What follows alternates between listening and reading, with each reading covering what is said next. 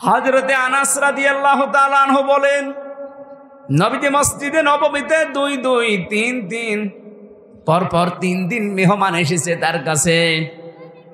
একবারে মেহমান আসার পরে রাতের বেলা আসার পর বিশ্বনবী ডাক দিয়ে বললেন, আজকে এই মেহমানটা নিয়ে যাওয়ার মতো আমার ক্যাপাসিটি নেই, তোমাদের যদি কারো থাকে ক্যাপাসিটি তাহলে বলো, একটু নিয়ে যাও। হযরতে আনাস বললেন, নবী আমার কাছে দেন। নিয়ে গেলেন বাড়িতে, স্ত্রীকে বলে, নবীর মেহমান, যা পারো খেতে দাও। স্ত্রী ঘরের ভেতরে ডাক দিয়ে বলছেন, দেখেন যা খাবার আছে, 2টা ছেলে মেয়ের শুধু হবে, আমরাই না খেয়ে থাকবো মনে করছিলাম, আপনি এরপরে আবার মেহমান নিয়ে এসেছেন। ঠিক আছে, নিয়েই যখন এসেছেন আর রাসূলুল্লাহর মেহমান, আপনি এক কাজ করেন, আপনি একটু মেহমানকে নিয়ে গল্প করেন, কথাবার্তারা বলতে থাকেন, আমি এই ফাঁকে 2টা বাচ্চাকে ঘুম পাড়িয়ে দেই। ঘুম পাড়িয়ে দিয়ে নিজের মেহমানকে সাথে নিয়ে আপনাকে আমি যখন বাচ্চাদের খাবারটা দিয়ে দেব, এরপরে আমি নিজের থেকেই বাতি লিভিয়ে দেব। আপনি অন্ধকারের ভেতরে শুধু মুখ নাড়াতে থাকবেন আর মেহমানকে খাবারটা দিতে থাকবেন আর বলবেন, এই তো আলো নিয়ে আসো, আলো নিয়ে আসো। কয়েকবার বলতে বলতে যখন খাবার শেষ হয়ে যাবে, আপনি শুধু মুখ নাড়াতে থাকবেন আর হাত নাড়াবেন, অন্ধকারের ভেতরে যেন সে মেহমান বুঝতে পারে যে না, আপনিও খাবার চালাচ্ছেন। শেষ হয়ে গেল খাবারটা এভাবে। সকালবেলা মসজিদে নববীতে হযরতে আনাস বলেন, আমি নামাজে গেছি, নবীজি আমাকে ডাক দিয়ে বললেন, মেহমানের সাথে কি ব্যবহার করলে, কেন? আল্লাহর আরশ পর্যন্ত খুশি হয়ে গেছে, তোমাদের নামে সূরা হাশরের 9 নম্বর আয়াত নাযিল হয়ে গেছে। নিজেদের প্রয়োজন থাকার পরও যারা অন্যের অগ্রাধিকার দেয়, অন্যকে গুরুত্ব দেয়, তাদের জীবনটা সাহাবীদের মতো আল্লাহ কবুল করে নেয়। আজ বাংলাদেশে এটা খুব বেশি দরকার। এই কথা বলছেন না কেন? এটা আজকে দল মত জাতি বর্ণ ধর্ম নির্বিশেষে খুব বেশি দরকার। যদি সাহাবীদের মতো কবুল হতে চান, গ্রহণযোগ্য হতে চান, নিজের প্রয়োজন থাকার পরও অন্যেরটা অগ্রাধিকার দেবেন। এটা আমাদের অনেকের মন আছে, কিন্তু আমরা পেরিয়ে উঠি না বড় কারণে। আমার বোনের জন্য, আমার ভাইয়ের জন্য, আমার চাচার জন্য, আমার ফুফুর জন্য আমার মন আছে, আমি কিছু করব, আমার অগ্রাধিকার দেওয়া দরকার তাদের গুরুত্বের, তাদের পরিবারের, তাদের অসচ্ছলতার। কিন্তু অনেক পরিবারে আছে বউ শুধু টান দিয়ে ধরে, না অত দরকার কি? এরকম বউ দেশে নেই? কার বউ এরকম আছে মন ছোট? হাত তোলেন তো। না, এলাকায় ওসব নেই।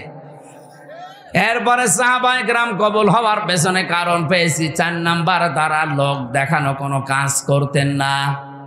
আল্লাহ পাক বলেন, আল্লাযীনা হুম ইউরাউনা ওয়া ইয়ামনাউনাল মাউন। আমরা যা করি, যতটুকু ছোট হোক আর বড় হোক, যেন আল্লাহর জন্য হয়। 5 নাম্বারে পেয়েছি তারা কাফেরদের প্রতি বড় কঠোর ছিলেন। এটা সূরা ফাতিহার 29 নাম্বার আয়াতে এই তথ্যটা পাবেন। মুহাম্মাদুর রাসূলুল্লাহ ওয়াল্লাযীনা মাআহু আশিদ্দাউ আলাল কুফফার। সাহাবায়ে কেরাম আল্লাহর দরবারে কবুল হয়েছিলেন, তার 5 নম্বরে কারণ ছিল তারা কাফেরদের প্রতি বড় কঠোর এবং ভয়ঙ্কর ছিলেন।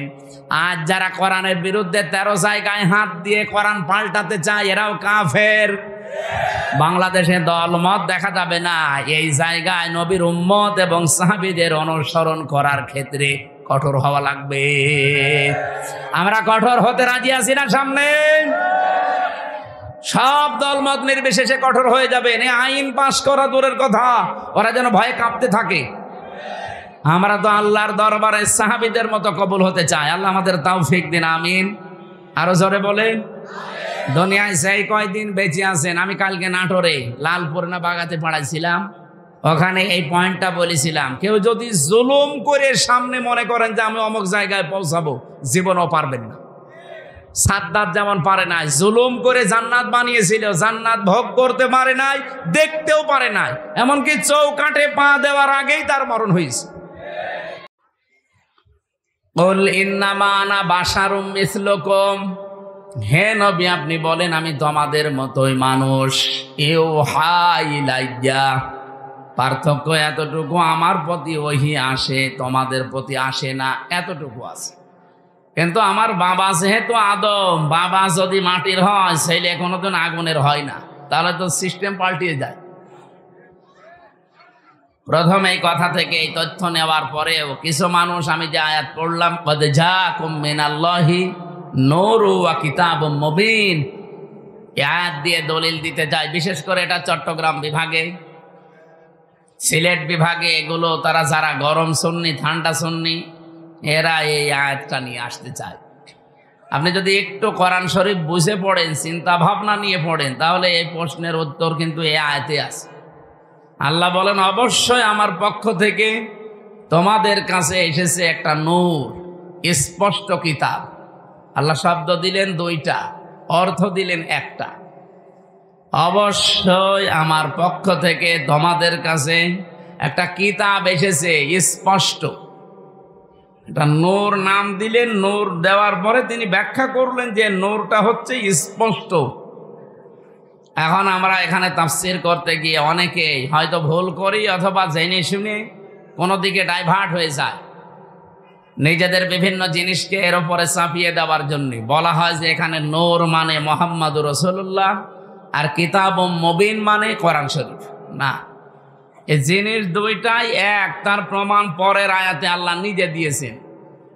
এটা সূরা মায়েদার 15 নম্বর আয়াত। এর পরের আয়াতে দেখেন, দুইটা জিনিসই যে এক, তার প্রমাণ আল্লাহ দিচ্ছেন। এদিকে তাকান, আল্লাহ পাক বলেন, ইয়াহদি বিহিল্লাহ, এইটার দ্বারাই আমি হেদায়েত করি, পথ দেখাই। যেহেতু আল্লাহ এখানে ইয়াহদি বিহি, এই শব্দটা আল্লাহ বহু বচন দেননি, দ্বিবচন দেননি, এক বচন দিয়েছেন। মুফাসসিরিন ইকরাম, আমি যত তাফসীর পড়েছি, সব মুফাসসির এই বিহি দিয়ে ওই আগের দুইটা নাম একটা জিনিস, এইটাই বুঝিয়েছেন। আল্লাহ বলেন, আমার পক্ষ থেকে অবশ্যই তোমাদের কাছে নূর যাবে, স্পষ্ট কিতাব যাবে। তাহলে নূরও যা, স্পষ্ট কিতাবও তা, তার নাম কোরআন শরীফ। তার নাম কি? বলেন বলেন। এতটুকু শেষ করেননি আল্লাহ। এ পর্যন্ত বললে আমাদের বিভ্রান্ত হওয়ার সম্ভাবনা থাকতো। এই জন্য আল্লাহ ব্যাখ্যা করছেন, ইয়াহদি বিহিল্লাহ। এখানে ফাইল কর্তা সরাসরি আল্লাহ নিজে। আল্লাহ বলেন, আমি এইটার দ্বারাই হেদায়েত করি। আর আমরা সবাই জানি পৃথিবীতে হেদায়েত দেওয়ার একচ্ছত্র মালিকানা কোরআনের।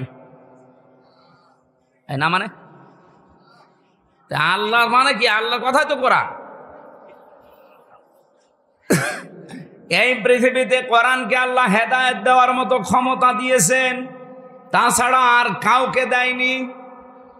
এমনকি নবীজির হাতে আল্লাহ হেদায়েত ছেড়ে দেয়নি। যদি থাকতো, নবী নিজের চাচাকে দিত। শুধুমাত্র হেদায়েত দেওয়ার ক্ষমতা আছে কার? আরে কোরআন শরীফ কার? এই জন্য যালিকাল কিতাবু লা রাইবা ফিহি, যে কিতাবের আগে আলিফ লাম দিয়ে আল্লাহ নির্দিষ্ট করে দিয়েছেন, একটাই মাত্র কিতাব দুনিয়ায় পাঠালাম যেটা মানুষকে হেদায়েত দিতে পারে। এবার আসেন, আমরা মূল কথায় যাইতে চাই। যেহেতু পৃথিবীর একখানা কিতাব আছে মানুষকে হেদায়েত দিতে পারে, আর কেউ পারে না, সেই হিসাবে আল্লাহ কিতাবের নাম এখানে নূর বলার পরে আবার উল্লেখ করেছেন, কিতাবুম মুবিন। ওই নূরটাই হচ্ছে স্পষ্ট কিতাব। কোরআন শরীফে তাফসিরে এটা হচ্ছে মাযহারির ভেতরে আছে 55টা নাম পাবেন আপনি কোরআনের। 55টার ভেতরে 5 নাম্বার নাম আপনি এইটা পাবেন। আমি 55টায় নাম পড়ে দেখেছিলাম। কোরআনের নাম হচ্ছে আল কোরআন, আল ফুরকান, আল কিতাব, আন নূর, আত তানজিল। এভাবে একটা একটা করে আপনি নাম পাবেন 55টা। যেহেতু কোরআনের নাম আমার আল্লাহ নিজে নূর দিয়েছেন, আর এই কোরআনের বরকত অথবা এই কোরআনের পরিস্থিতি আমাদের কাছে আরো স্পষ্ট করার জন্য পরবর্তী শব্দে আল্লাহ কিতাবুম মুবিন লাগিয়েছেন। আমাদের রাজশাহী, খুলনা, রংপুর এই সমস্ত বিভাগে যেহেতু সমস্যা একটু কম, এই শব্দ নিয়ে তারপরেও স্পষ্ট করছি, নবীজি নূরের তৈরি বললে তার সম্মান বাড়ে না, আরো কমে যায়। বাবা সেইটার আপনি সন্তানকে ওইটা বলে চালাবেন। বিশ্বনবী মোহাম্মদ রাসূলুল্লাহ, এখান থেকে আপনি প্রমাণ আজকে পেলেন। ইয়াহদি বিহিল্লাহ, এই বিহি 1 বছর। এই জন্য পৃথিবীতে কোরআন শরীফ হচ্ছে নূর, আর মোহাম্মদ রাসূলুল্লাহকে আল্লাহ নূর দিয়ে বানিয়েছেন। এই আয়াত দিয়ে, দলিল দিয়ে আপনি একটা পাগল। তাহলে বিহি আল্লাহ দিত না, বিহি মা দিত, যে নবীজি এবং কোরআন শরীফ এই দুইটা দিয়ে আমি হেদায়েত দান করি। বিহি মা দিল না কেন? আমি আলেমদেরকে বলছি, যারা একটু লেখাপড়া করেন, এই আয়াতটা নিয়ে বাড়ি যারা চিন্তা ভাবনা করবেন। আমার তো মাথা ছোট, ভুল হতে পারে। যাদের মাথা বড় বড় আছে, এ বড় মাথায় আরো এই যে এক হুজুর বসে আছে না, কি যেন গোলাম রব্বানি, কি মাথা দেখেছে? আমার মনে হয় 2 মাথা মিলে ওনার মতো হবে। ওনার মতো বড় বড় মাথা যাদের, তারা যেন আরো একটু চিন্তা ভাবনা করে। বিহি আর বিহি মা, ইহদি বিহিল্লাহ মানিত্তাবা রিদওয়ানাহু সুবুলাস সালামি ওয়া ইখরিজুহুম মিনাজ যুলুমাতি ইলান নূর। আল্লাহ পাক বলেন, এইটার দ্বারাই আমি হেদায়েত করি। এইটা মানে এখানে 1 বছর কোরআন। মানিত্তাবা, যে ব্যক্তি অনুসরণ করবে কোরআনকে, রিদওয়ানাহু, এবং তার সন্তুষ্টি চাইবে, তার মানে আল্লাহর।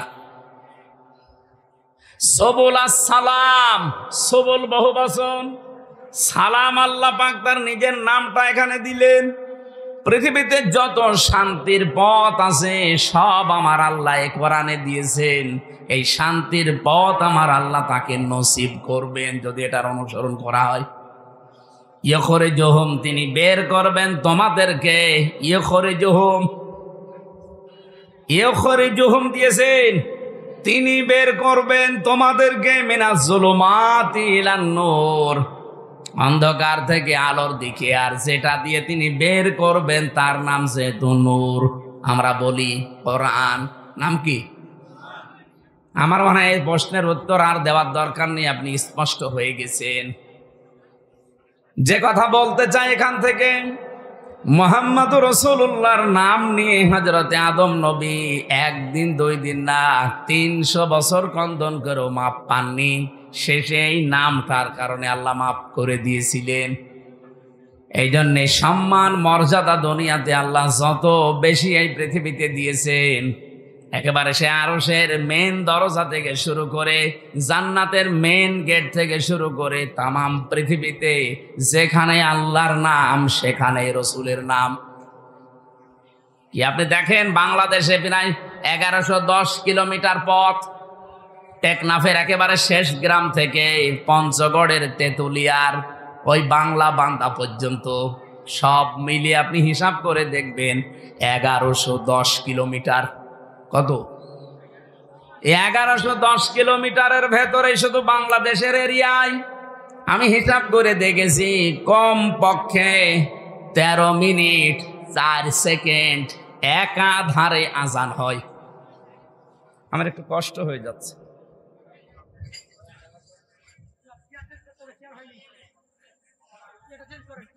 দিয়ে দেন, তোমার নাকে মারবো কালকে থেকে।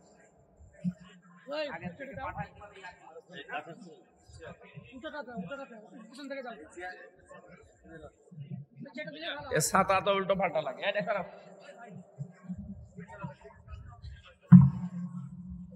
হালকা হালকা লাগবে না এখানে।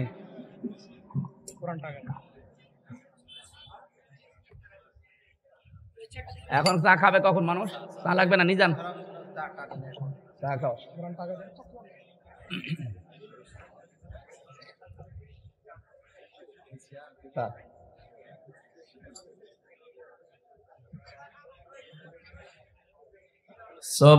সুবহানাল্লাহ।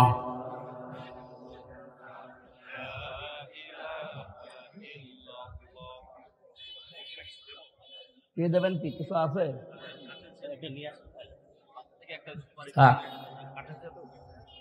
সুবহানাল্লাহ।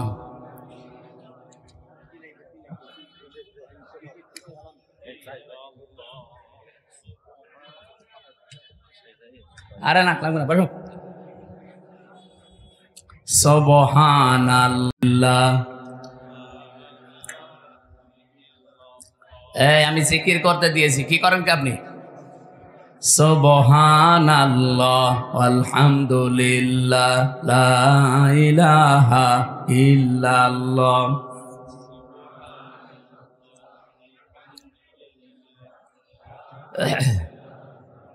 লা ইলাহা ইল্লাল্লাহ মুহাম্মাদুর রাসূলুল্লাহ। আমার ভাইরা, টেকনাফের একেবারে শেষ গ্রাম থেকে যখন আজান আরম্ভ হয়, এরপরে হয়তো আসবে বখিয়া, এরপরে চট্টগ্রাম, এরপরে বান্দরবন, এভাবে একটা একটা করে আপনি আস্তে আস্তে দেখবেন টেকনাফ থেকে একেবারে তেতুলিয়ার বাংলা বান্দা পর্যন্ত 0 পয়েন্ট পুরা একাধারে 13 মিনিট 4 সেকেন্ড আজান হতে আছে, 1 সেকেন্ডও বাদ নেই। যেখানে আল্লাহর নাম উচ্চারণ হবে আশহাদু আল্লা ইলাহা ইল্লাল্লাহ, মুয়াজ্জিন সঙ্গে সঙ্গে বলবে আশহাদু আন্না মুহাম্মাদুর রাসূলুল্লাহ। বলবে না? আল্লাহ বলেন রাফা'না লাকা যিকরাক, আমার নাম সেখানে আমি আপনার নাম ওই জায়গায় উপরে তুলে দিয়েছি। আমার নামকে ডাকার পরে অনায়াসেই মানুষ দেখবেন আপনার নামটা উচ্চারণ করবে। এই জন্যে সম্মান, মর্যাদা, উচ্চতা এটা আমার জন্যে, আমার রাসূলের জন্যে, আর যারা ঈমান এনেছে তাদের জন্যে। সুতরাং সম্মান মর্যাদা যাদের কামনা করেছে, আল্লাহ যেন উভয় জগতে তাদের ঈমানের ওপরে টিকে থাকার তৌফিক দেন, বলেন আমিন। অনেক মানুষ হয়তো টিকে থাকে, মরণের সময় এলোমেলো হয়ে যায়। কি এলোমেলো হয়ে যায় না? আজরাইলকে দেখার পরে হয়তো পাল্টিয়ে যায় না। আমরা চাই এই গুরুত্বপূর্ণ সময়েও তাদের ঈমান যেন টিকে থাকে, বলেন আমিন। দল, মত, জাতি, বর্ণ, ধর্ম নির্বিশেষে আজকের এই অনুষ্ঠান, এটা কি শুধু মুসলমানদের না? হাদা বায়ানুল লিন্নাস হুদাল লিন্নাস, মানুষ পদবাচ্চে আমরা যারা বিবেচিত সবার জন্য আল্লাহ আজকের এই অনুষ্ঠানটা কবুল করেছেন। কারণ আমরা মানুষ, কোরআন শরীফ যেহেতু সবার জন্য, যারা মানুষ তাদের জন্য। শুধু মুসলমান যারা দাবি করে কোরআন কি শুধু তাদের? অন্যান্য ধর্মে যারা আছে তারা হয়তো তাদের ধর্মীয় গ্রন্থ, পুরোহিত, ঠাকুর এবং তাদের ধর্মগুরু যারা, তারা ছাড়া কেউ পড়তে পারে না। কোরআন শরীফ আল্লাহ ওইভাবে দেয়নি। এই জন্যে বাংলাদেশে আজ 54 বছর এখনো পর্যন্ত কোনো দাঙ্গা হয়নি। কারণ কোরআন আমরা মনে করি এটা মুসলমানদের জন্য না, এটা সবার জন্য। আর বিশ্বের অন্যান্য দেশে, বিভিন্ন দেশে আমরা দেখি এখনো দাঙ্গা চলছে। অলরেডি ভারতে দাঙ্গা আরম্ভ হয়ে গেছে। কারণ ওদের যে ধর্মীয় গ্রন্থ, ওদের গুরু, ঠাকুর, পুরোহিত ছাড়া কেউ পড়তে পারে না। ওরা আমাদেরকে সবক দেয়, সারা বিশ্বের মোড়লদেরকে শোনায় যে আমাদের দেশে নাকি সাম্প্রদায়িক সম্প্রীতি নেই। এই পৃথিবীতে একটাই দেশ যেখানে রোজা আর পূজা পাশাপাশি হয়। এক কথা বলেন না কেন? আপনি ভারতে হতে পারে না, হতে পারা কি গরু জবাই করলে তাকে জবাই করে ফেলছে। এই পৃথিবীর 4-6 জন মানুষের নাম আছে নিকৃষ্ট মানুষের তালিকায়, তার ভেতরে মোদির নাম আছে। কারণ এই লোকটা পৃথিবীতে নিকৃষ্ট হওয়ার পেছনে কিছু কারণ আছে। কয়েকদিন আগে আপনারা দেখেছেন গোবিন্দ পরামানিক, বাংলাদেশের একজন হিন্দু মহাজোটের মহাসচিব গোবিন্দ চন্দ্র পরামানিক, এই লোকটা জানিয়েছে যে তামাম দুনিয়ার হিন্দুদেরকে আমি আহ্বান জানাচ্ছি যে এই মাতাল মোদিকে থামান। কারণ একটা মাতাল, এই মাতালি করে যা আরম্ভ করেছে, কিছুদিন পরে পৃথিবীতে বসবাসের অযোগ্য হয়ে পড়বে। আপনি কি মনে করছেন দাঙ্গা শুধু ভারতে থাকবে? বাতাস বাংলাদেশে ঢুকলো বলি, কারণ বাতাস ঢুকতে তো আর কোনো কিছু বাধা প্রাপ্ত হয় না, ও কাটা তার পার হয়ে চলে আসবে। এই জন্য আমরা চাচ্ছি এই মাতাল লোকটা যেন থেমে যায়। যদি থামতে না চায়, ওকে থামানোর ব্যবস্থা করা দরকার। বিশ্বের 257টা দেশ, সবাইকে আহ্বান জানাই, কে কোন ধর্ম মানেন ওটা আপনার ব্যাপার, কিন্তু আমরা চাই এই লোকটাকে এবং ইসরায়েলের এই আর এক কোলাঙ্গার আছে ওর দোস্ত, এই লোকটাকেও যেন থামানো হয়। এদের এই ভুল সিদ্ধান্তগুলোর কারণে আগামীর পৃথিবী বসবাসের অযোগ্য হয়ে পড়ছে। আজকে ইসরায়েলে যে ভূমিকম্প হয়েছে আপনি দেখেছেন, এই লোকটার, এই নেতানিয়াহুর নামে এই লোকটার শুধু একটা অবৈধ চিন্তা ভাবনার কারণে। ১৫০০ বছর আগে সূরা ইউনূসের ১০০ নম্বর আয়াতের ভেতরে শেষের দিকে পাবেন এটা। আল্লাহ আমার এইটাই জানিয়েছেন, ওয়ায়াজআলুর রিজসা আলাল্লাযীনা লা ইয়াকিলুন। এই পৃথিবীতে কেউ যদি ভুল সিদ্ধান্ত নেয়, কেউ যদি তার বিবেকটা কাজে না লাগায়, তাহলে ভুল সিদ্ধান্ত আল্লাহ তার উপরে চাপিয়ে দেয়। নেতানিয়াহু নামে এই লোকটা, পৃথিবীর এই নিকৃষ্ট মানুষটা, নরেন্দ্র মোদী নামে এই পৃথিবীর নিকৃষ্ট মানুষটা, এবং আমার দেশে যিনি পালিয়েছেন ওইটাও, এগুলোর ভুল সিদ্ধান্ত নেওয়ার কারণে এদের বিবেকটা কাজে লাগে নাই। এই জন্য আল্লাহ তাদের উপরে ভুল বিষয়গুলো চাপিয়ে দিয়েছিলেন। ওয়ায়াজআলুর রিজসা আলাল্লাযীনা লা ইয়াকিলুন। যারা তাদের বিবেক, বুদ্ধি, কমন সেন্স কাজে লাগায় না, তখন আল্লাহ তার উপরে ভুল বিষয়গুলো চাপিয়ে দেয়। এটা চাপিয়ে আপনি আজকে কি করলেন? ইসরায়েলের যে দাবানল জ্বলছে, ১০৮টা থেকে ১১২টার নাম শুনলাম আমরা। এত বড় বড় উন্নত মেশিন তারা সেট করেছে, পানি দিচ্ছে, স্প্রে দিচ্ছে, ঔষধ দিচ্ছে, কিন্তু যত দেয় আগুন তত জ্বলে। কারণ এই আগুন তো আর হামসা লাগায়নি, আগুন লাগিয়েছে কে? আরো জোরে বলেন কে? আপনি কি করবেন এখন? দাবানল, এরপরে আবার ভূমিকম্প। এ ভুল সিদ্ধান্ত যদি আপনি না নিতেন, আপনি বলা তো ঠিক না, ওরে শয়তান বলা দরকার। এই শয়তান যদি এ ভুল সিদ্ধান্তটা না নিত, তাহলে আমার মনে হয় এই পৃথিবীতে এই বিপর্যয়টা নেমে আসতো না। আর এই দেলাওয়ার নামে এই লোকটারে জবাই করা দরকার শয়তান। এই ২৪ ঘন্টার মনে হয় ১৮ ঘন্টা কল দেয়।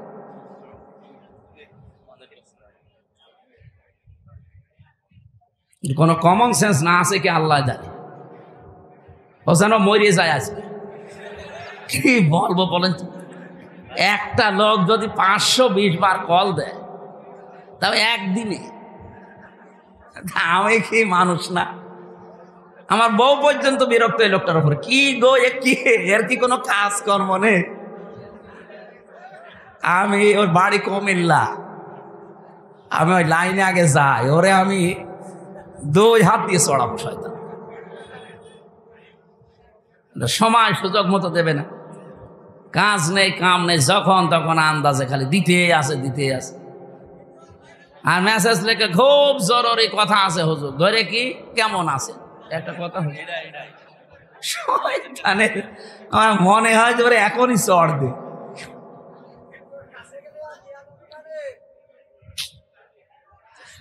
আমার ভাইরা,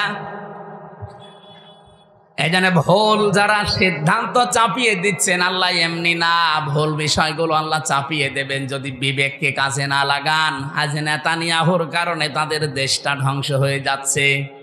আমার মনে হয় এভাবে যদি আর মাত্র ৮-১০ দিন চলতে থাকে দাবানলটা আর এই ভূমিকম্প, দেখবেন বিশ্বের মানচিত্র থেকে অভিশপ্ত রাষ্ট্র এই ইহুদিরা, এই ইসরায়েল আর থাকবে না।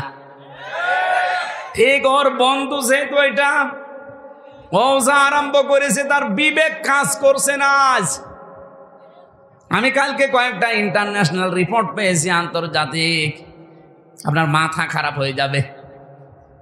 এই যে আজ ৯ মাস চলছে হাসিনা পালিয়ে যাওয়ার, এই ৯টা মাসেও বারবার চেষ্টা চালিয়েছে এই দেশে যেন অন্তত বিডিআর হত্যা আর শাপলা চত্বরে হেফাজত হত্যার বিচার কেউ যেন না তোলে।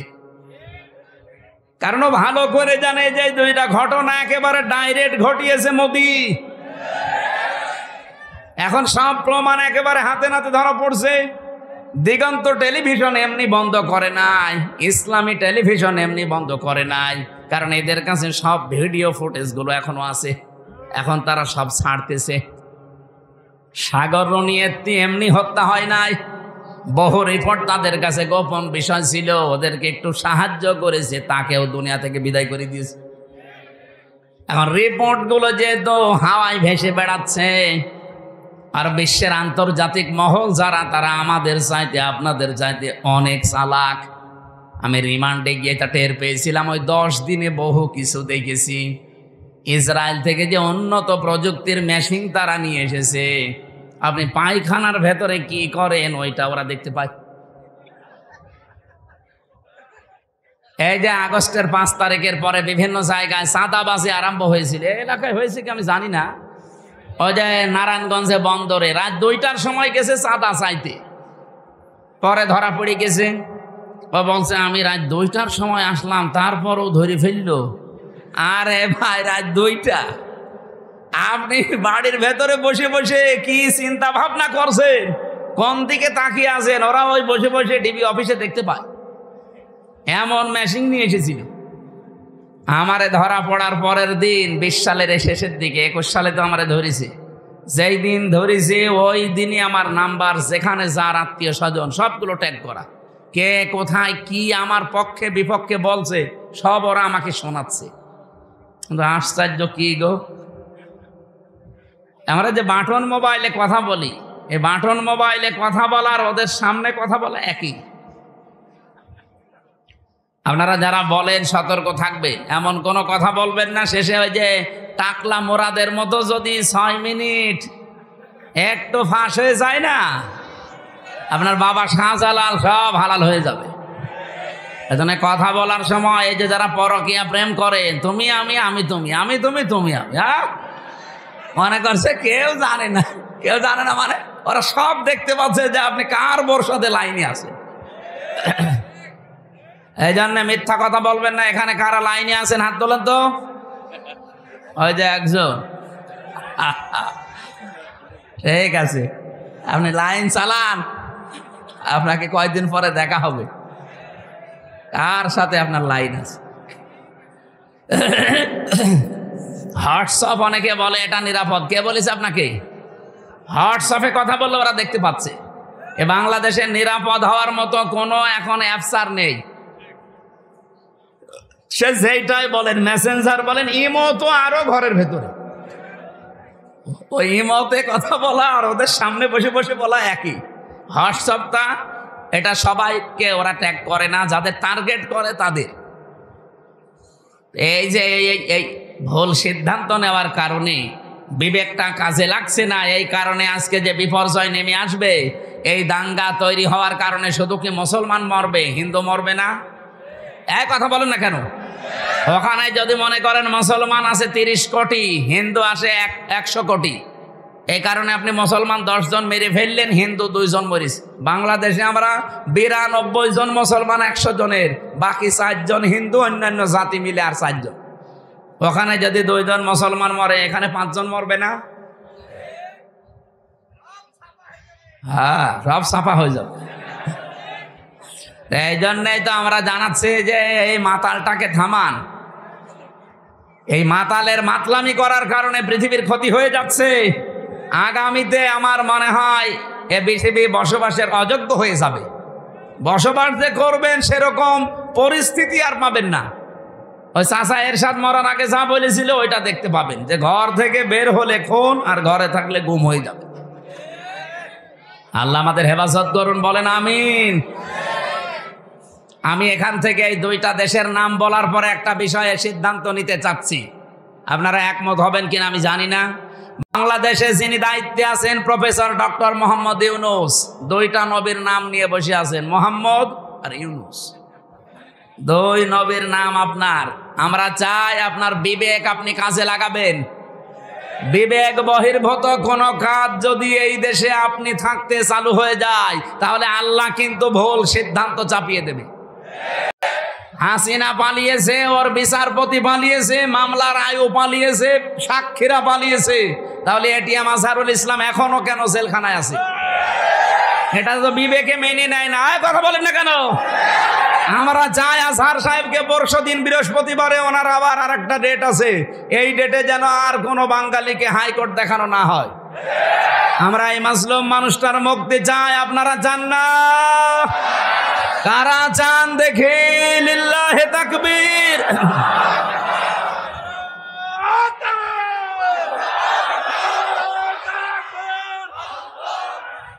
আলহামদুলিল্লাহ ভাই। না, আমরা কারো পক্ষে বিপক্ষে, আপনি যদি মনে করেন যে উনি পক্ষে বলছে বিপক্ষে, না, উনি একজন মাজলুম মানুষ।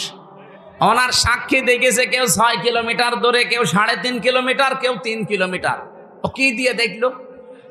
আর এই বানোয়াট একটা বিষয়ের উপরে ওনাকে আপনি এতদিন 13 বছর রেখেছেন, এই তো একটা জুলুম। কথা বলেন না কেন?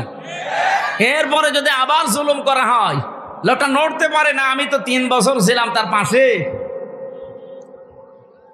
ফাঁসির কন্ডেম সেলের ভেতরে একটা মানুষের খায়েশ পূরণ করার জন্য তাদের ওপর অত্যাচার আমার ওপরও করেছে 3 বছর। আমার মনে হয় এতদিনও যদি টিকে থাকতো তো এতদিনও আমরা বাইরের জগৎ দেখতে পারতাম না, এতদিনও ওই মামার বাড়ি থাকা লাগবে।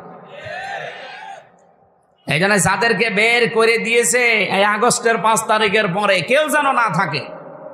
অনেকে তারেক জিয়া বের হয়েছে, তারেক জিয়ার বউ এবং তার মা সবাই যখন খালাস পেয়েছে বলছে এনাদের খালাস দেওয়া ঠিক হয়নি, কারণ এনারা সাজার আসামি ছিল। আরে ভাই, সাজা যে দিয়েছে কি সাজা বলে? এত সব বানানো। আর আমি নিজে যেহেতু ভিকটিম, আমি তো নিজে টের পেয়েছি। আমার উপরে যে মামলা ছিল পুরাটা বানোয়াট, মিথ্যা।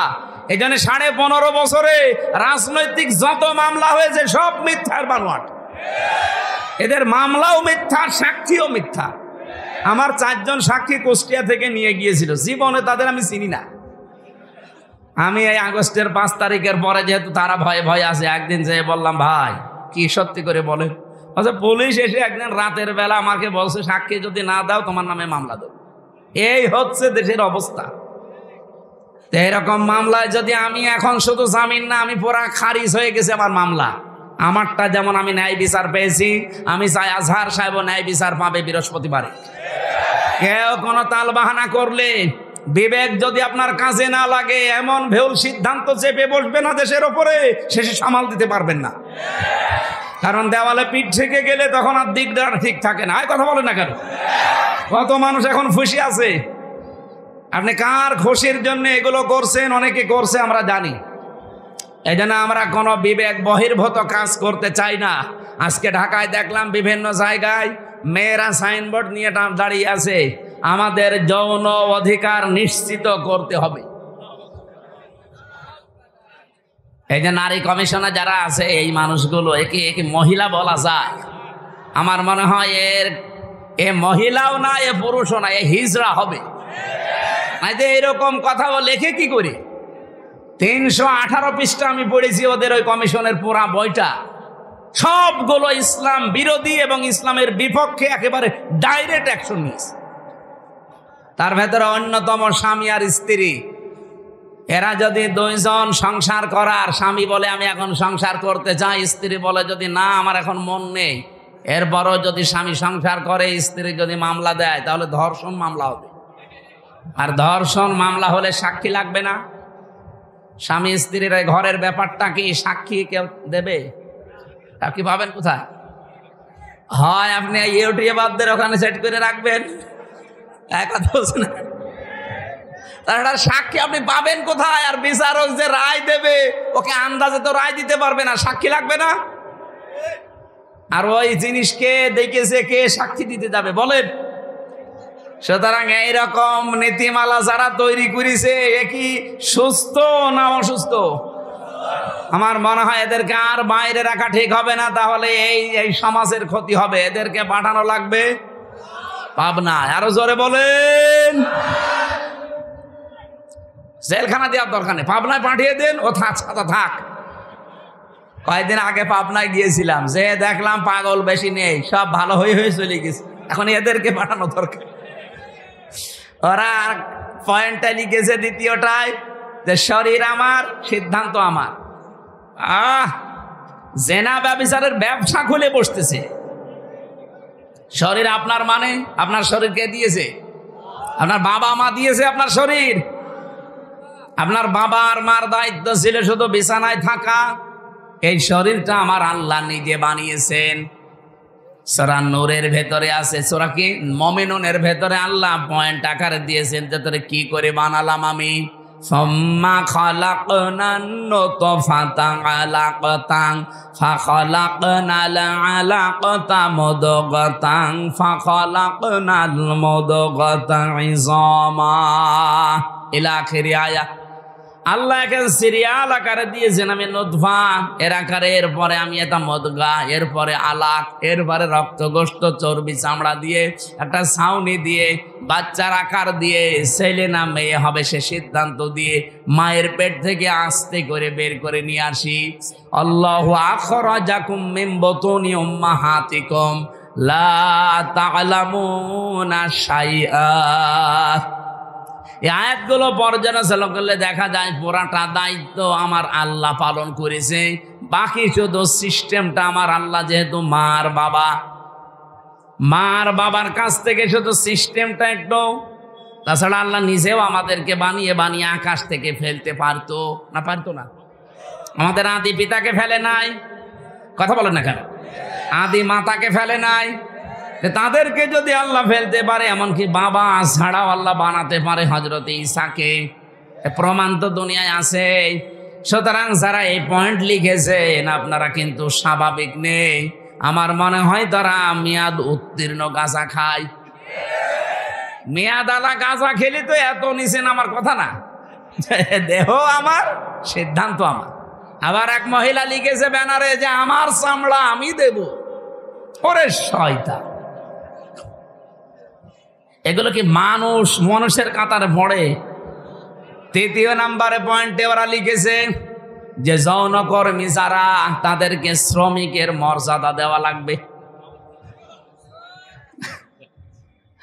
আমার এই পয়েন্টটা পড়ার পরে মনে হচ্ছিল, আল্লাহ যদি বাংলাদেশে কোনো ডাকাত বলে ইউনূস সাহেব আমাদেরকেও কিন্তু মর্যাদা দেওয়া লাগবে শ্রমিকের, কারণ আমাদেরও কষ্ট কম হয় না। ডাকাতি করা কত কঠিন, গাছ কেটে কাঁধে নিয়ে রাস্তায় ফেলে গাড়ি দাঁড় করিয়ে এত বড় ছুরি সামনে নিয়ে দাঁড়ানো লাগে। এখন বছর কেন, আমি তো নিজে দেখেছি কয়বার ডাকাতের হাতে পড়লাম।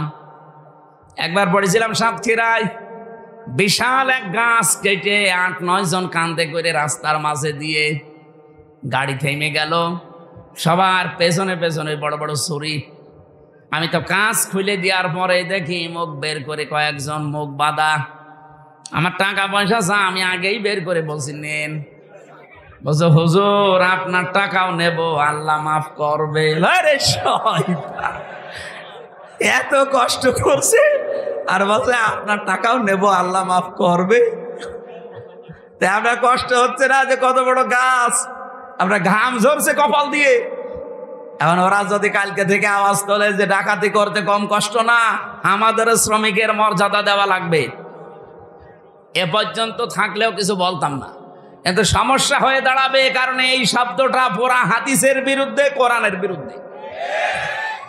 আপনি দেখেন সূরা কসসের ভেতরে আছে, মুসা আলাইহিস সালামকে যেদিন শুআয়ব আলাইহিস সালাম উনি শ্রমিক হিসাবে নিয়োগ দেবেন, ওনার মেয়েদের ওই যে কুয়া থেকে পানি তুলে দিয়েছিলেন, কুয়া থেকে ওই বিশাল কুয়া থেকে পানি তুলে নেওয়ার সময় ওনার ঘাম ঝরছিল। মেয়ে দুইটা গিয়ে বলেছে, বাবা এরকম একটা শক্তিশালী এবং বিশ্বস্ত, আমিন বলা হয় কোরআনে আছে আমিন, এরকম একটা বিশ্বস্ত শ্রমিক পেয়েছি, আপনি যদি নিতে চান তো উপকার হবে, তার শরীরে শক্তি আছে। আমরা দেখেছি 4-5 জন রাখাল মিলে যে ঢাকনা সরাতে পারে না কুয়ার, অথচ ওই লোকটা দেখলাম 1 হাত দিয়ে কুয়ার ঢাকনা সরিয়েছে। শ্রম দিলে মানুষের শরীর থেকে ঘাম ঝরে, এই ঘামের মর্যাদা এত বেশি। আল্লাহর নবী জানিয়েছেন আল কাসিবু হাবিবুল্লাহ, যারা কাজ করে খায় নিজের হাতে, ঘাম ঝরায় শরীর থেকে, এরা আর সাধারণ মানুষ থাকে না, এরা আল্লাহর বন্ধু। আর সেইটাকে আপনি কোথায় মিলাচ্ছেন বলেন? যে আপনি সেটাকে আজকে যারা দেহ ব্যবসা করে খায়, যারা পতিতা, যারা জেনা ব্যভিচারের একেবারে বাজার খুলে বসেছে, বাংলাদেশে এখন 1 লাখ মাত্র পতিতা আছে সারা বাংলাদেশ মিলে, সরকারি জরিপ। এই মানুষগুলোকে আমরা চাই, তাদের যদি সত্যি মর্যাদা দিতে চান, ডক্টর মোহাম্মদ ইউনূস একটা আলাদা বিভাগ খুলে তাদেরকে পুনর্বাসনের ব্যবস্থা করেন। হ্যাঁ, কথা বলছেন না কেন? কত ধনী মানুষের টাকা ব্যাংকে পড়ে আছে, ছাতা পড়ে যাচ্ছে, ও জানেই না কত টাকা আছে। ওই টাকাগুলোর কাছ থেকে নেন।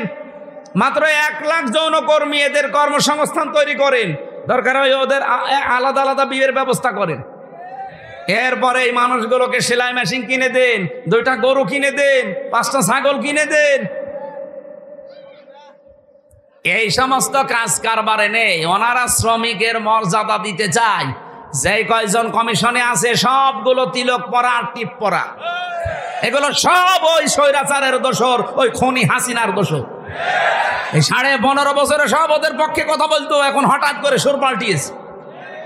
আপনি সুর পাল্টান আর রং পাল্টান, কোরআনের বিরুদ্ধে আপনি অবস্থান নিয়েছেন। এই জন্য আমরা বারবার বলছি, এই কমিশনের রিপোর্ট তো দূরের কথা, ও কমিশনই দেশের মানুষ মানে না। এরপরও যদি বাধ্য করেন, আগস্টের 5 তারিখ কিন্তু শেষ হয়ে যায়নি, আবার আসতেছে। এই কথা বলেন না কেন? হাজারো আল্লাহর কোরআনের 13টা আয়াত ওরা ভুল ধরেছে। ভারতে আল্লাহর কোরআনের 26টা আয়াতের বিরুদ্ধে কেস দিয়েছে, আর এখানে অলরেডি 13টা আয়াতের বিরুদ্ধে ওরা মামলা দিয়েছে। মামলায় তো এটা, কারণ এর বিরুদ্ধে অবস্থান নেওয়া। কয়েকদিন পরে দেখবেন বলবে এটা বাতিল করেন, এটা আর মানি না। আল্লাহর কোরআনে আছে, ইউসিকুমুল্লাহু ফি আওলাদিকুম লিযযাকারি মিসলু হাযযিল উনসায়াইন। এই পৃথিবীতে 1 পুরুষ যা পাবে 2 নারী তাই পাবে। এটা নদী মেয়েদের প্রতি অবিচার, বৈষম্য। এই জন্য আয়াত পাল্টাতে হবে। কত বড় ক্ষমতা আপনার! এই জন্য ভুল বিবেক বহির্ভূত কোন কাজ যদি কেউ করে ফেলেন, আল্লাহর কসম, আল্লাহ কিন্তু ভুল বিষয় চাপিয়ে দেবে, চলবে। তখন ভূমিকম্প আসবে। আমি আর বাকিটা বললাম না। এই জন্য যারা দায়িত্বে আছেন, আহ্বান করে আপনারা এখনো আপনার বিবেকটা কাজে লাগান, নয়তো ভুল বিষয় চেপে বসলে তখন সামাল দেওয়া কঠিন হয়ে যাবে। আল্লাহ আমাদেরকে বোঝার তৌফিক দিন, বলেন আমিন। সূরা তাওবার 100 নম্বর আয়াত আমরা পড়েছি। আমার আলোচনার বিষয় হচ্ছে সাহাবীদের অনুসরণ। এটাতে কত বড় গুরুত্বপূর্ণ জিনিস আমাদের জন্যে। আল্লাহর নবী জানিয়েছেন, আল্লাহ আল্লাহ ফি আসহাবি লা তাত্তাখিদুহুম গরাদাম মিন বাদি ফামান আহাব্বাহুম ফাবিহুব্বি আহাব্বাহুম আমান আবগাদাহুম ফাবিবগদি আবগাদাহুম আখায়রু উম্মতি করনি সুম্মাল্লাযীনা ইয়ালুনাহুম সুম্মাল্লাযীনা ইয়ালুনাহুম ইলা আখিরি আয়া, ইলা আখিরিল হাদিস। এটা হাদিসের ভাষা। নবীজি বলেন, পৃথিবীর মানুষেরা আমার সাহাবীদের সম্পর্কে সাবধান। আমার সাহাবীদের সম্পর্কে, আমার সাহাবীদের সম্পর্কে সাবধান। আমার সাহাবীদের সাথে কেউ যদি শত্রুতা করে, সেজন্য আমি নবীর সাথে শত্রুতা করে। একজন আজানের জবাব দিয়ে দেন, দিলে আদায় হয়ে যাবে, দিয়ে দেন, একজন দিয়ে দেন। এই পৃথিবীর কোন মানুষ যদি আমি নবীর সাথে দুশ্মনী করে, সেজন্য দুশ্মনী করে কার সাথে? বলেন বলেন, আল্লাহর সাথে। এজন্য আমাদের এই জায়গাটা খুব সেনসিটিভ জায়গা। আল্লাহ এত বেশি প্রশংসা দিয়েছেন সাহাবায়ে কেরামের, যেহেতু আল্লাহ তাদের উপরে বলে দিয়েছেন রাদিয়াল্লাহু আনহুম ওয়া রাদু আনহু, আমি নিজে তাদের উপরে খুশি হয়ে গেছি যেমন তারা আমাদের উপরে খুশি আছে। সুতরাং তাদের পথ অনুসরণ অনুকরণ করলেই আল্লাহকে সন্তুষ্ট এবং রাজি খুশি করা যাবে বলে আমরা কোরআন থেকে তথ্য পেয়েছি। ঠিক আছে, দেখছি এগুলো ওই সময় হয়নি। আপনাদের মনে হয় টাকা পয়সা ঈদগার কাজে লাগাবে, এখনো টাকা ওঠে নাই। আমার 2-3 মিনিট সময় চাচ্ছে, দেব। আজানের সময়টা আপনারা যদি যা এনেছেন দেওয়ার জন্য দিতে পারেননি, একটু দিয়ে দেন। কই ভেতরের লোকজন কই? একটু তাড়াতাড়ি করেন ভাই, যারা যাও যে ভেতরে যাচ্ছে যান, খালি বের করে রাখেন, আজান হতে হতে ওরা বের হয়ে চলে যাবে। ওঠে কে করেন?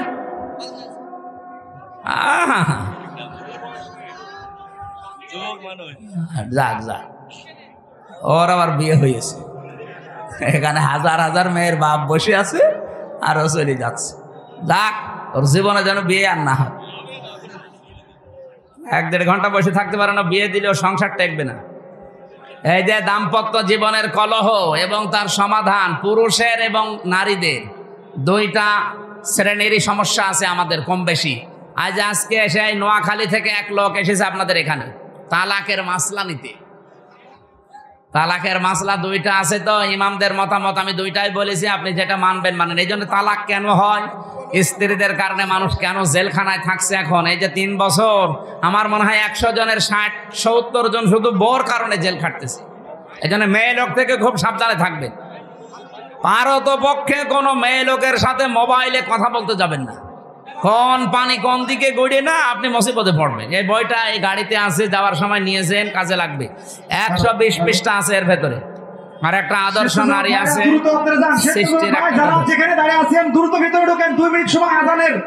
স্বেচ্ছাসেবক দল, এটা উজির পুকুর নাকি 5,000 টাকা পাঠিয়েছেন, আল্লাহ যেন কবুল করেন, বলেন আমিন। এই ঈদগাটায় আপনারাই বছরে বছরে 2 বার নামাজ পড়বেন, এটা যেন আপনাদের দায়িত্বে দিয়ে গেলাম। শেষ করবেন কাজগুলো যতটুকু আছে। মান বানা লিল্লাহি মাসজিদান আছে, বানাল্লাহু লাহু বাইতান ফিল জান্নাহ। নবীজি বলেন কেউ যদি একটা সেজদার জায়গা বানিয়ে দেয়, তার জন্য আল্লাহ নিজে জান্নাতে ঘর বানায়। সেজদা দিতে কি পুরা মসজিদ লাগে, পুরা ঈদগাহ লাগে? কতটুকু? একটা টাইলসের জায়গা হলেই হয়ে যায় সেজদা দেওয়া। কথা বলছেন না কেন? তাহলে একটা টাইলসের টাকাও যদি আপনি এখানে দেন, তাহলে জান্নাতে আপনি একটা পুরা ঘর পাবেন। এই জন্য মান বানা লিল্লাহি মাসাজিদ, আল্লাহ নবী দেয়নি মাসজিদান। একটা সেজদার জায়গাকে মসজিদ বলা হয়।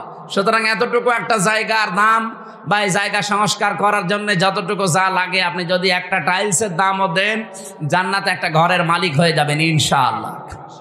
বানাল্লাহু লাহু বাইতান ফিল জান্নাহ, আল্লাহ নিজে বলেন আমি ঘর বানাবো। সামর্থ্য থাকলে অবশ্যই দেবেন। যে যা গিয়েছেন ভেতর থেকে বের হয়ে যান, যান। সাহাবা একরামের মর্যাদা আকাশচম্বী। তারকা দেখতে পান, তারকার চাইতে সাহাবা একরামের মর্যাদা আল্লাহর কাছে অনেক বেশি। তারা হেদায়াত প্রাপ্ত প্রত্যেকে, আর প্রত্যেকেই জান্নাতি। আমরা বলি যে 10 জন সাহাবী আশারে মুবাশশারা, কে বলেছে আপনাকে? খালি ওই 10 জনই জান্নাতি, আর বাকি যে লক্ষ লক্ষ সাহাবী এরা জান্নাত যাবে না? বলেন ওই 10 জন সাহাবীর ভেতরে খাদিজাতুল কুবরার নাম আছে? বলেন না কেন? আয়েশার নাম আছে, ফাতেমার নাম আছে, তারা জান্নাতি না? ফাতেমা জান্নাতের নেত্রী হবে, সমস্ত মহিলাদের সর্দার।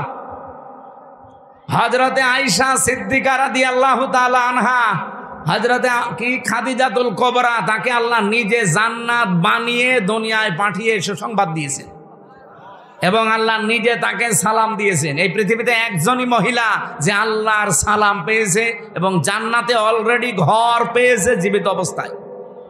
অথচ খাদিজা জীবনে একটা ওয়াক্ত নামাজ পড়েনি, এক ওয়াক্ত নামাজ পড়েনি, একটা রোজা রাখেনি, জীবনে একদিনের জন্য পর্দায় থাকেনি।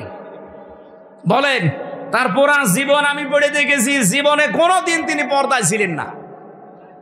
নামাজ পড়লেন না, রোজা রাখলেন না, হজ করলেন না, যাকাতও দেননি, পর্দায়ও নেই। অথচ আল্লাহ সালাম দিয়েছে, জান্নাতে ঘর বানিয়ে পাঠিয়েছে। একটাই কারণ উনি ইন্তেকালের পরে এই বিধানগুলো নাজিল হয়, এই জন্য উনি মানতে পারেন না। কিন্তু আল্লাহ তাকে খুশি হয়ে সালাম দিলেন কেন? জান্নাতে ঘর বানিয়ে সুসংবাদ পাঠালেন কেন? তার পুরা জীবন পড়ে দেখবেন, জীবনে 1 সেকেন্ডের জন্যও কোনোদিন স্বামীর মনে উনি দুঃখ দেননি। এরকম মহিলা তো এখন ঘরে ঘরে। এখানে একজন স্বামী হাত তুলতে পারবেন যে জীবনে কোনোদিন আমার বউ 1 সেকেন্ডের জন্য আমাকে দুঃখ দেয়নি, কষ্ট দেয়নি? বলেন তো এরকম একজন? মিথ্যা কথা বললে আপনার খবর আছে ভাই। আপনি দুঃখ পাননি নাকি বউ খুশি করার জন্য মনে করছেন যে না বলে ফেলি, বউ তো নেই? না, আমি হাসির জন্য বলি নাই ভাই, আমি হাদিস বললাম। দেখেন, এই যে হাজার হাজার স্বামী আমরা মা বোনেরা যারা এসেছেন, আমি জানি না আপনারা আছেন কিনা। আপনি চিন্তা করেন, আপনি নামাজ পড়েন, রোজা রাখেন, কালো বোরকা পরেন, নফল রোজাও রাখেন, একটা স্বামী হাত তুলতে পারলো না। আমিও পারিনি। আমি আন্দাজে মিথ্যা কথা বলবো কেন?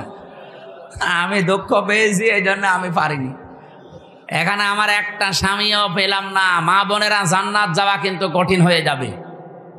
আর এখন যদি ওরা বলে হুজুর ওয়াজটা একটু উল্টিয়ে করেন তো, যে একটা স্বামী একটু হাত তুলুক তো, জীবনে স্ত্রীর মনে দুঃখ দেয়নি। না বাবা, শাহজালাল এখানে হবে না হালাল। না, আমাদের চরিত্র আমরা কন্ট্রোল করব। স্ত্রীর গায়ে যারা হাত তোলে এর মতো ইতর মানুষ দুনিয়ায় নেই। হাত না তুলে হাত তোলা একেবারে হারাম কাজ না, আপনি তুলতে পারবেন যদি ফরজ নামাজ না পড়ে, দরকার হয় হাত তুলবেন, কিন্তু 4 জায়গায় কিন্তু মারা যাবে না। মুখে, বুকে, পিঠে, মুখে, মাথায়, মুখে, বুকে আর পিঠে, এই 4 জায়গায় স্ত্রী লোকের হাত দেওয়া জায়েজ নেই। যদি এই 4 জায়গা বাদ দিয়ে কোনো জায়গায় মারতে চান আপনি মারবেন। খালি নামাজ না পড়লে, রোজা না রাখলে, ফরজ রোজা, জায়েজ যে পর্দাটা আছে এই পর্দাটা যদি না করে, আর 4 নম্বরে যদি স্বামীর জায়েজ কথা না শোনে। কথা বোঝা গেছে? মা বোন যারা এসেছেন, আপনার জান্নাত পাওয়া অতি সহজ। স্বামী যখন বাইরে থেকে আসবে কর্মজীবন শেষ করে, দুনিয়ায় যত কাজ আপনার হাতে থাক সব বাদ। এখন তারে সময় দেওয়া, তার কথা মতো চলা, এখন তাকে খুশি করা পৃথিবীর সবচাইতে বড় ইবাদত। শুধু যদি ফরজ নামাজটা আর ফরজ রোজা নাও। কোন স্বামী যদি পছন্দ করে যে আমার বউ হাতা কাটা ব্লাউজ গায়ে দিলে আমার ভালো লাগে, আপনি তাই দেবেন। কি কথা বলছেন না কেন? ওরা গায়ে দেয় কিন্তু স্বামীর জন্য না, ওই মার্কেটে যাওয়ার সময়। যে মহিলা এরকম উল্টাপাল্টা পোশাক পরে রাস্তাঘাটে আসে, কি স্বামীকে খুশি করার জন্য না পাবলিক? আপনি একটা দাজ্জুস, আর দাজ্জুসের জন্য জান্নাত হারাম। নামাজ পড়ে রোজা রেখে আর কালো বোরকা পরে কি করবেন? আমরা খাদিজাতুল কুবরার মতো মহিলা চাই। কথা বলেন না কেন? বলতে ঠিক। তো মুহাম্মদ রাসূলুল্লাহর মতো পুরুষ হওয়া লাগবে না? তুমি তো যৌতুক নেওয়ার উস্তাদ, আবার খাদিজার মতো বউ চাই। আমাদেরকে হওয়া লাগবে চরিত্রবান মুহাম্মদুর রাসূলুল্লাহর মতো, খাদিজাতুল কুবরার মতো স্ত্রী আমাদেরকে আল্লাহ মিলিয়ে দেবেন। বলেন আমিন। আমার ভাইরা, সাহাবা একরামের যেহেতু অনেক অনেক মর্যাদা, আমি সবগুলো না বলতে পারলেও একটু সিস্টেমে বলছি। সাহাবা একরাম যেহেতু কবুল হয়ে গেছে আল্লাহর দরবারে, ওয়াস-সাবিকুনাল আউয়ালুনা মিনাল মুহাজিরিনা ওয়াল আনসার, এই পৃথিবীতে যারা উপরে গেছে আগে অগ্রভাগ, এবং তাদেরকে যারা অনুসরণ করেছে মুহাজির এবং আনসারদের ভেতরে, আল্লাহ পাক বলেন এই মানুষগুলো অগ্রগামী। আল্লাযীনা তাবাউহুম বিইহসান, আর এদেরকে যারা অনুসরণ করবে তাদের উপরে আমি আল্লাহর ইহসান, তার মানে আমার বানানো জান্নাত তাদের জন্য। বলেন সুবহানাল্লাহ। সাহাবা একরামকে আল্লাহর দরবারে কবুল হওয়ার পেছনে আমি এই কয়টা কারণ পুরা কোরআন থেকে হাদিস থেকে পেয়েছি। 1 নম্বরে তাদের কয়েকটা গুণ আমাদের ভেতরে থাকা দরকার। 1 নম্বরে পেয়েছি আল্লাহর জন্য তাদের অন্তর নিবেদিত ছিল সব সময়। আপনি যদি কাউকে ভালোবাসেন আল্লাহর জন্য বাসবেন, কাউকে যদি ঘৃণা করেন আল্লাহর জন্য করবেন, কাউকে যদি কিছু দান করেন আল্লাহর জন্য করবেন, কাউকে যদি দান করা থেকে বিরত থাকেন যে আমি দেব না তোরে কিছু, তাও যেন আল্লাহর জন্য হয়, ব্যক্তিগত বা পারিবারিক সামাজিক কোনো কারণে না হয়। কথা বোঝা গেছে? আল্লাহ রাব্বুল আলামিন বলেন যে মানুষটার মন মানসিকতা আল্লাহর জন্য নিবেদিত থাকবে সব সময়, এটা সাহাবীদের ভেতরে ছিল। দুনিয়া একদিকে আর আমার আল্লাহর বিধান একদিকে, এই জন্য তারা আল্লাহর দরবারে খুব তাড়াতাড়ি মঞ্জুর হয়েছিলেন। 2 নম্বরে তাদের মুখে যা ছিল ওইটা তাদের মনে ছিল। মুখে বললে ওইটা মন থেকে বলতেন, লোক দেখানোর জন্য বলতেন না। 3 নম্বরে বেশি তারা নিজের ওপরে অন্যকে প্রাধান্য দিতেন, যদিও নিজের অনেক কিছুর দরকার আছে, প্রয়োজন আছে, এরপরও তারা অন্যকে অগ্রাধিকার দিতেন। এই একটাই মাত্র কারণ, পুরাটা 7টার ভেতরে এইটা। নিজের প্রয়োজন থাকার পরেও অন্য ভাইয়ের প্রয়োজনকে সামনে দেওয়া, অগ্রাধিকার দেওয়া। আল্লাহ পাক এত বেশি খুশি হতেন তাদের উপরে এই কারণে যে রাদিয়াল্লাহু আনহুম ওয়া রাদু আনহু, এই আয়াত তাদের জন্য আল্লাহ নাযিল করে দিয়েছেন। আল্লাহ এতটুকু বলে যদি আয়াতটা শেষ করে দিতেন, এই আয়াতটা আমি পড়তাম না। এর পরবর্তী কিছু সুসংবাদও দিয়েছেন, ওয়া আ'আদ্দালাহুম জান্নাত, আল্লাহ তাআলা বলেন আমি প্রস্তুত করে অলরেডি রেখে দিয়েছি এমন একটা বাগান, তাজরি মিন তাহতিহাল আনহার। না ভুল হয়েছে, তাজরি তাহতাহাল আনহার, মিন নেই এখানে। মিন যদি থাকতো তাহলে তাহাতি হতো, যেহেতু মিন নেই এই জন্য কোরআনে একটা জায়গায় শুধু তাজিরি তাহাতাহাল আনহার, এমন একটা নদী আর নহর প্রবাহমান বাগান বানিয়েছি। খালিদিনা ফিহা আবাদা, চিরকাল আমি আল্লাহ তাদেরকে ওই জায়গায় থাকতে দেব। যালিকাল ফাউজুল আযীম, এটাই জীবনের মহা সফলতা। বলেন সুবহানাল্লাহ। এই আয়াতটার ভেতরে আমি কয়েকটা তথ্য পেয়েছি। সূরা হাশরের 9 নম্বর আয়াতের ব্যাখ্যা পেয়েছি। ওয়ায়ুসিরুনা আলা আনফুসিহিম ওয়ালাউ কানা বিহিম খাসাসা, আল্লাহ পাক বলেন ওদের নিজেদের প্রয়োজন আছে, এরপরও তারা অন্যকে অগ্রাধিকার দিয়েছে। হযরতে আনাস রাদিয়াল্লাহু তাআলা আনহু বলেন, নবীজি মসজিদে নববীতে 2-2, 3-3 পরপর 3 দিন মেহমান এসেছে তার কাছে। একবারে মেহমান আসার পরে রাতের বেলা আসার পর বিশ্বনবী ডাক দিয়ে বললেন, আজকে এই মেহমানটা নিয়ে যাওয়ার মতো আমার ক্যাপাসিটি নেই, তোমাদের যদি কারো থাকে ক্যাপাসিটি তাহলে বলো, একটু নিয়ে যাও। হযরতে আনাস বললেন, নবী আমার কাছে দেন। নিয়ে গেলেন বাড়িতে, স্ত্রীকে বলে, নবীর মেহমান, যা পারো খেতে দাও। স্ত্রী ঘরের ভেতরে ডাক দিয়ে বলছেন, দেখেন যা খাবার আছে, 2টা ছেলে মেয়ের শুধু হবে, আমরাই না খেয়ে থাকবো মনে করছিলাম, আপনি এরপরে আবার মেহমান নিয়ে এসেছেন। ঠিক আছে, নিয়েই যখন এসেছেন আর রাসূলুল্লাহর মেহমান, আপনি এক কাজ করেন, আপনি একটু মেহমানকে নিয়ে গল্প করেন, কথাবার্তারা বলতে থাকেন, আমি এই ফাঁকে 2টা বাচ্চাকে ঘুম পাড়িয়ে দেই। ঘুম পাড়িয়ে দিয়ে নিজের মেহমানকে সাথে নিয়ে আপনাকে আমি যখন বাচ্চাদের খাবারটা দিয়ে দেব, এরপরে আমি নিজের থেকেই বাতি নিভিয়ে দেব। আপনি অন্ধকারের ভেতরে শুধু মুখ নাড়াতে থাকবেন আর মেহমানকে খাবারটা দিতে থাকবেন আর বলবেন, এই তো আলো নিয়ে আসো, আলো নিয়ে আসো। কয়েকবার বলতে বলতে যখন খাবার শেষ হয়ে যাবে, আপনি শুধু মুখ নাড়াতে থাকবেন আর হাত নাড়াবেন, অন্ধকারের ভেতরে যেন সে মেহমান বুঝতে পারে যে না, আপনিও খাবার চালাচ্ছেন। শেষ হয়ে গেল খাবারটা এভাবে। সকালবেলা মসজিদে নববীতে হযরতে আনাস বলেন, আমি নামাজে গেছি, নবীজি আমাকে ডাক দিয়ে বললেন, মেহমানের সাথে কি ব্যবহার করলে? কেন? আল্লাহর আরশ পর্যন্ত খুশি হয়ে গেছে, তোমাদের নামে সূরা হাশরের 9 নম্বর আয়াত নাযিল হয়ে গেছে। নিজেদের প্রয়োজন থাকার পরও যারা অন্যের অগ্রাধিকার দেয়, অন্যকে গুরুত্ব দেয়, তাদের জীবনটা সাহাবীদের মতো আল্লাহ কবুল করে নেয়। আজ বাংলাদেশে এটা খুব বেশি দরকার। এই কথা বলছেন না কেন? এটা আজকে দল মত জাতি বর্ণ ধর্ম নির্বিশেষে খুব বেশি দরকার। যদি সাহাবীদের মতো কবুল হতে চান, গ্রহণযোগ্য হতে চান, নিজের প্রয়োজন থাকার পরও অন্যেরটা অগ্রাধিকার দেবেন। এটা আমাদের অনেকের মন আছে, কিন্তু আমরা পেরিয়ে উঠি না বড় কারণে। আমার বোনের জন্য, আমার ভাইয়ের জন্য, আমার চাচার জন্য, আমার ফুফুর জন্য আমার মন আছে, আমি কিছু করব। আমার অগ্রাধিকার দেওয়া দরকার তাদের গুরুত্বের, তাদের পরিবারের, তাদের অসচ্ছলতার। কিন্তু অনেক পরিবারে আছে বউ শুধু টান দিয়ে ধরে, না অত দরকার কি? এরকম বউ দেশে নেই? কার বউ এরকম আছে মন ছোট? হাত তোলেন তো। না, এলাকায় ওসব নেই। এরপরে সাহাবায়ে কেরাম কবুল হওয়ার পেছনে কারণ পেয়েছি 4 নাম্বার, তারা লোক দেখানো কোনো কাজ করতেন না। আল্লাহ পাক বলেন, আল্লাযীনা হুম ইউরাউনা ওয়া ইয়ামনাউনাল মাউন। আমরা যা করি, যতটুকু ছোট হোক আর বড় হোক, যেন আল্লাহর জন্য হয়। 5 নাম্বারে পেয়েছি তারা কাফেরদের প্রতি বড় কঠোর ছিলেন। এটা সূরা ফাতিহার 29 নাম্বার আয়াতে এই তথ্যটা পাবেন। মুহাম্মাদুর রাসূলুল্লাহ আল্লাযীনা মাআহু আশিদ্দাউ আলাল কুফফার।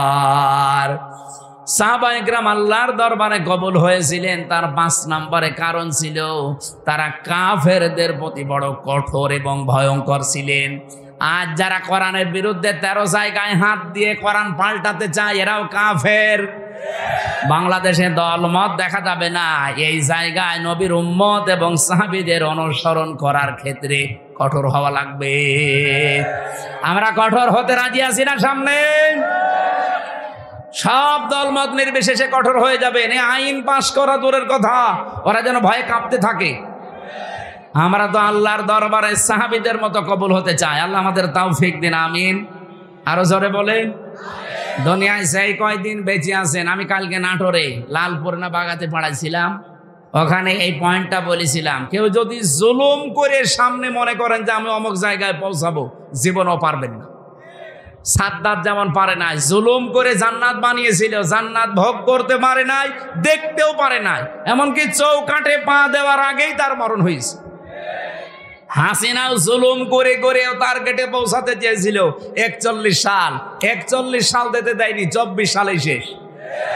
এই জন্য আগামীতে যারা চেয়ারে বসবেন, যদি জুলুমের মাধ্যমে বা জুলুম করেন কারো সাথে, আল্লাহর কসম, ইত্তাকি দাওয়াতাল মাজলুম ফাইন্নাহা লাইসা বাইনাহু ওয়া বাইনাল্লাহি হিজাব। মজলুমের বরদোয়া থেকে বেঁচে থাকবা, কারণ মজলুমের বরদোয়া আর আল্লাহর মাঝে কোনো হিজাব পর্দা থাকে না। এজন্য আগামীতে আমি সতর্ক করছি, যারা আসবেন যেন জুলুম করবেন না। জুলুম করে যদি জনগণকে দাবিয়ে রেখে মনে করেন আমি অমুক টার্গেটে পৌঁছাবো একেবারে 41 সাল, আপনার 5 বছর পরে দেখবেন বাড়ি ঘর শ্মশান হয়ে গেছে। এই শ্মশান হয়েছে এটা দেখানো লাগবে। 32 নাম্বারের দিকে তাকা, 33 হয়ে গেছে। ফেব্রুয়ারির 5 তারিখে আযাবুল বুলডোজার নাজিল হয়ে সব শেষ। আগামীতে যারাই আসতেছেন, কে আসবেন আমরা জানি না, আর আমার দেখারও দরকার নেই। যারা আসবেন আসেন, জুলুম করবেন না। সাহাবা একরামের যে 5টা গুণ অলরেডি বলেছি, এগুলো আমি সহ প্রত্যেকের জীবনে যেন আল্লাহ অনুসরণ করার তৌফিক দেন, আমিন। মেয়েদের জন্য অবশ্যই বইটা নিয়েছেন, কাজে লাগবে। আর সৃষ্টি, এটা হচ্ছে শিক্ষিত মানুষদের জন্য, সৃষ্টি জগৎ নিয়ে লেখা আছে, এটা পারলে নিয়ে যান, এই গাড়িতে আছে। আল্লাহুম্মা আমিন। লা ইলাহা ইল্লা আনতা সুবহানাক ইন্নী কুনতু মিনাজ জালিমিন। আল্লাহ, সুন্দর আয়োজনে তুমি খুশি হয়ে আমাদেরকে মাফ করে দাও। এ বিশাল আয়োজনে যদি তুমি একটু খুশি হয়ে সওয়াব দাও, নবীজির রওজায় পৌঁছিয়ে দাও। দুনিয়ার মাটির নিচে যারা ঈমান নিয়ে ঘুমিয়ে গেল, এদেরকে ক্ষমা করে দাও। আল্লাহুম্মা গফিরলি ওয়ারহামনি ওয়াহদিনি ওয়াফিনি ওয়ারযুকনি ইয়া রাব্বাল আলামিন। মেয়েরা যারা এসেছে, আল্লাহ তুমি খাদিজাতুল কুবরার মতো বানিয়ে দাও। দেশ নিয়ে, ইসলাম নিয়ে যে ষড়যন্ত্র চলছে আমরা দেখতে পাচ্ছি, আল্লাহ সব ষড়যন্ত্র ছিন্ন ভিন্ন করে দাও। এই মহিলাগুলো কারা, যারা তোমার কোরআনের 13টা আয়াতে হাত দিয়েছে? আল্লাহ, এই মানুষগুলোর হেদায়েত থাকলে দাও, না থাকলে এদেরকে তুলে নাও। এই দেশকে তুমি আল্লাহ ক্যান্সার মুক্ত করে দাও। চর্মচোখে যেন দেখতে পারি কোরআনের 500 আইন চলছে এই দেশে, এটা দেখে মরার তৌফিক দাও। এ মাহফিলের আয়োজন করতে গিয়ে যারা শ্রম দিয়েছে, প্রত্যেককেই তোমার কুদরতের দরবারে কবুল করে নাও। এলাকায় মাটির নিচে যারা ঈমান নিয়ে ঘুমিয়ে গেল, আল্লাহ এদেরকে চিরতরে মাফ করে দাও। এই ঈদগাহটা তোমার বান্দাদের সেজদা দেওয়ার জন্য কিয়ামত পর্যন্ত এখানে কায়েম করে দাও। আলহামদুলিল্লাহি রাব্বিল আলামিন। আল্লাহ, সাহাবীদের 5টা গুণ অন্তত মরণের আগে আমাদের ভেতরে তুমি প্রস্ফুটিত করে দাও। লা ইলাহা ইল্লাল্লাহু মুহাম্মাদুর রাসূলুল্লাহ। সালাম।